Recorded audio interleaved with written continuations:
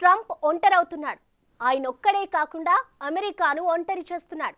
ఇది ఇప్పుడు ప్రపంచవ్యాప్తంగా జరుగుతున్న చర్చ.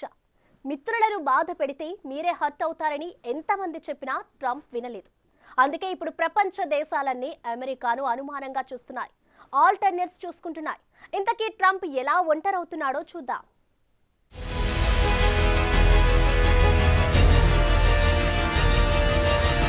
ఒక్కసారి ఈ సీన్ చూడండి.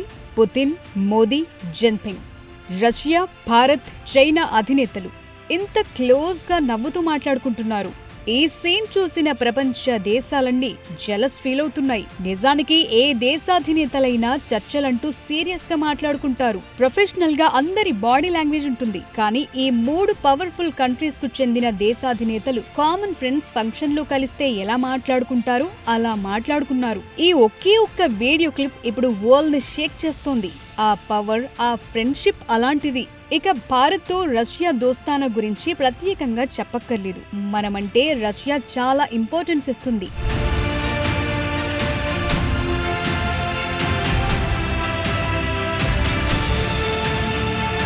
ఒక్కసారి ఈ సీన్ చూడండి. జిన్పింగ్ ఫేవరెట్ కారును ఇతర దేశాధినేతలకివ్వరు, కానీ మోదీ పుతిన్ కు కేటాయించారు. ఈ ఇద్దరు ఇదే కారులో 45 నిమిషాల పాటు ఏకాంతంగా చర్చించుకున్నారు, తిరిగారు. ఇదంతా చూస్తే అమెరికాలో చాలా మందికి నిద్ర కూడా సరిగా పట్టడం లేదు.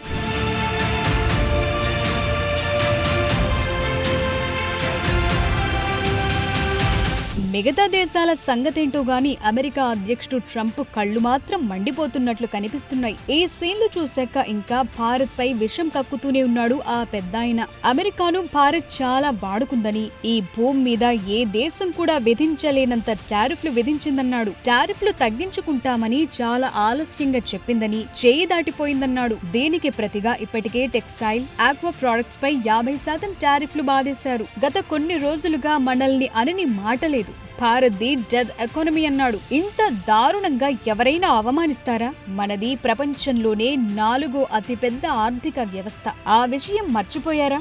భారత్ లో అమెరికా కంపెనీలు ఉండొద్దన్నాడు. అమెరికన్ కంపెనీలు అమెరికన్లనే సీఈఓలుగా ఉద్యోగాలు పెట్టుకోవాలన్నాడు. అమెరికన్ వర్సిటీల్లో ఇండియన్ స్టూడెంట్ల సంఖ్యపై కంట్రోల్ విధించాడు. ఉద్యోగాల్లో కోతలు, వీసాల్లో కోతలు, అమెరికా వెళ్లిన వాళ్ల చేతులకు బేడీలు వేసి పంపించాడు. మన దేశానికి చెందిన ఒక ట్రక్ డ్రైవర్ యాక్సిడెంట్ చేస్తే విదేశాల నుంచి వచ్చే డ్రైవర్లకు చెక్ పెట్టాలన్నాడు. అమెరికాలో ట్రక్ డ్రైవర్లు ఉంటే విదేశాల నుంచి ఎందుకు వస్తారన్న చిన్న ఆలోచన కూడా చేయలేకపోతున్నారా? అన్నిటికీ కర్మఫలం అనేది ఒకటి ఉంటుంది కదా. సరే, భారత్ టారిఫ్లు ఎక్కువ వేసింది అనుకుందాం. అలాంటప్పుడు ట్రంప్ ఫ్రెండ్లీగానే మనతో డీల్ చేయాల్సి ఉండే. స్మూత్ గానే చెప్పి చూస్తే భారత్ వినే పరిస్థితి ఉండేది కదా. కానీ ట్రంప్ అలా కాదు. భారత్ ను టారిఫ్ కింగ్ అంటూ, అనరాని మాటలంటూ, మనల్ని చిన్న చూపు చూస్తూ, మనతో ఏమీ కాదన్నట్లుగా వ్యవహారం నడుపుతూ ముందుకెళ్లాడు. కానీ ఇప్పుడేమైంది? బొక్కబోర్లా పడే పరిస్థితి వచ్చింది. ఎవరైనా సరే అతిగా ఆవేశపడితే అనర్థాలే. ఎందుకు ట్రంపే పెద్ద ఎగ్జాంపుల్.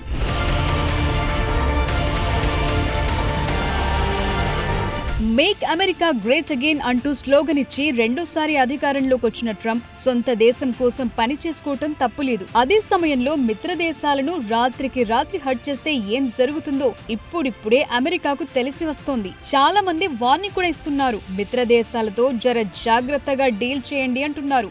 ఎవరిని హట్ చేయకుండా చూడాలన్నారు. కానీ ట్రంప్ వినలేదు. Bharat, Japan, south Korea, Europe ఇలా మిత్ర దేశాలన్నిటిపై ఎంతో కొంత టారిఫ్లు వేస్తూ రెచ్చిపోయారు. ఇక చైనా, రష్యా వంటి దేశాల గురించి చెప్పనక్కర్లేదు. టారిఫ్లు వేయకపోతే అమెరికాకు పూట గడవదు. తాము దివాళా తీస్తాం అన్నట్లుగా బిహేవ్ చేశాడు ట్రంప్.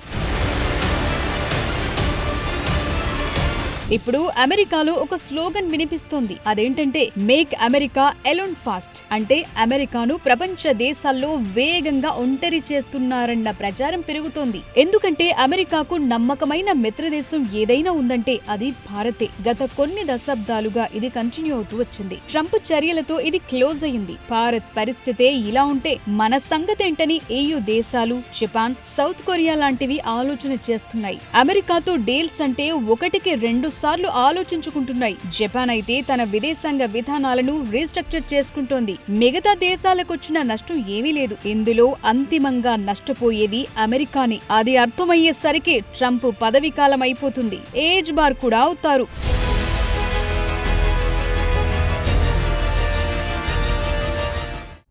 భారత్పై 50% టారిఫ్లు బాధేశాడు ట్రంప్.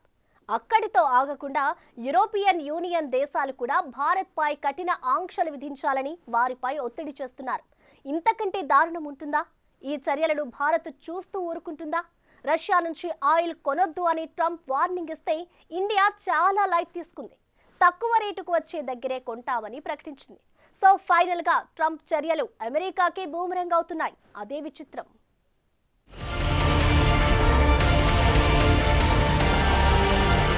హ్యూస్టన్ లో హౌడీ మోదీ, అహ్మదాబాద్ లో నమస్తే ట్రంప్. ఈ 2 ఈవెంట్లు చూశాక మోదీ ట్రంప్ దోస్తీ బలంగా ఉంటుందని అంతా అనుకున్నారు. కానీ ట్రంప్ మాత్రం మోదీ వద్దు, ఇండియా వద్దు అని దాదాపుగా చెప్పేశారు. పైకి అనేశారు గాని లోపల ట్రంప్ కు భయాలు పెరుగుతున్నాయి. బయటపడటం లేదంతే. ఎందుకు చూద్దాం.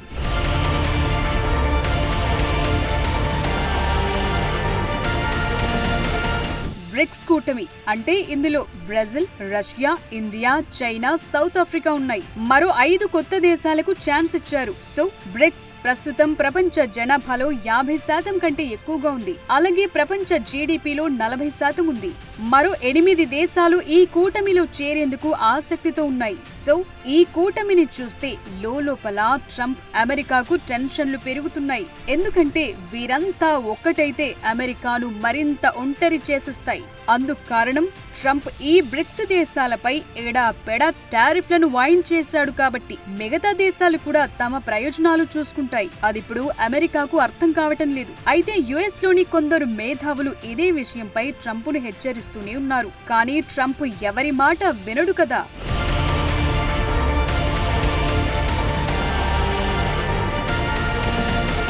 అమెరికా అంటే మొన్నటిదాకా పెద్దన్న అనే పాత్రలో ఉండేది. కానీ ఇప్పుడు అమెరికాను ఎవరూ పట్టించుకోవట్లేదు. పైగా లైట్ తీసుకుంటున్నారు. ట్రంప్ వ్యవహారంతో ఆసియా దేశాలు చాలా హర్ట్ అయ్యాయి, అలర్ట్ అవుతున్నాయి. జపాన్ కూడా ఏకపక్షంగా అమెరికాను ఫాలో కావాల్సిన అవసరం లేదనే ధోరణితో ఉంటోంది. అటు చైనా, సౌత్ కొరియా, ఫిలిప్పీన్స్ లాంటి దేశాలు కూడా జాగ్రత్త పడుతున్నాయి. ట్రంప్ చర్యలతో గ్లోబల్ లీడర్షిప్ పోస్ట్ ఎప్పుడో పోయింది. రష్యా, చైనా, భారత్, EU దేశాలు ఆ పొజిషన్ ను ఆక్రమించడం ఖాయమే. ఇదంతా ట్రంప్ స్వయంకృతాపరాధం.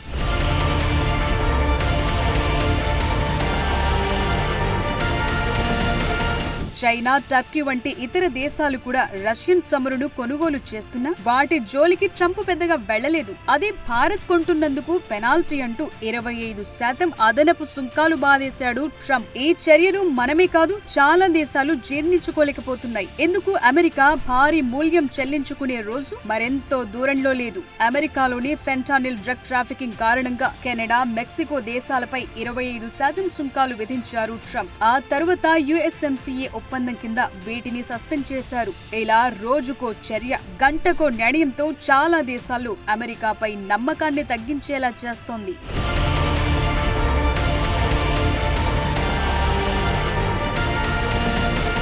ట్రంప్ వైఖరిపై యూరప్ దేశాలు కూడా గుర్రుగానే కనిపిస్తున్నాయి. ఉక్రెయిన్ శాంతి చర్చల్లో యూరప్ నాయకులను దూరం పెట్టడం వారిలో అసంతృప్తిని పెంచాయి. అలాగే EU దేశాలు అమెరికాపై ఆధారపడటాన్ని తగ్గించి చైనా, రష్యాతో సంబంధాలను పరిశీలిస్తున్నాయి. ఇదో కొత్త ట్విస్ట్. అమెరికాకు ఉన్న 4 అతిపెద్ద వాణిజ్య భాగస్వాముల్లో 3పై ట్రంప్ టారిఫ్ కత్తులతో అటాక్ చేసేశారు. 4 ప్రధాన వాణిజ్య భాగస్వామి యూరోపియన్ యూనియన్ కూడా జాగ్రత్త పడుతోంది. ట్రంప్ ఏదో ఒక రోజు టారిఫ్ బాంబ్ వేస్తాడన్న ఉద్దేశంతో 4 సౌత్ అమెరికన్ దేశాలైన బ్రెజిల్, అర్జెంటీనా, పెరు, చిలీ దేశాలతో ఒప్పందాలు చేసుకుంటున్నాయి. ఇది వారికి మేజర్ ట్రేడ్ జోన్ గా మారాయి. స్విట్జర్లాండ్ తో ఒప్పందాలు, మెక్సికోతో వాణిజ్య సంబంధాల బలోపేతం, మలేషియాతో 13 ఏళ్లుగా నిలిచిపోయిన చర్చలను తిరిగి మొదలుపెట్టడం ఇవన్నీ జరుగుతున్నాయి.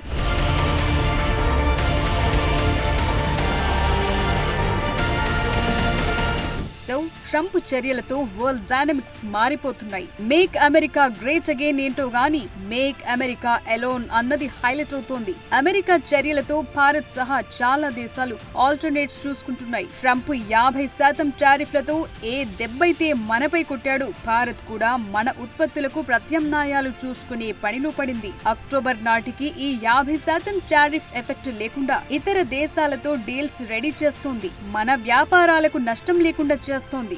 సో ఆప్షన్లు ఒక్క అమెరికాకే కాదు మనకు ఉంటాయి. ఆ విషయాన్ని ట్రంప్ మర్చిపోవటం అమెరికా చేసుకున్న దురదృష్టం.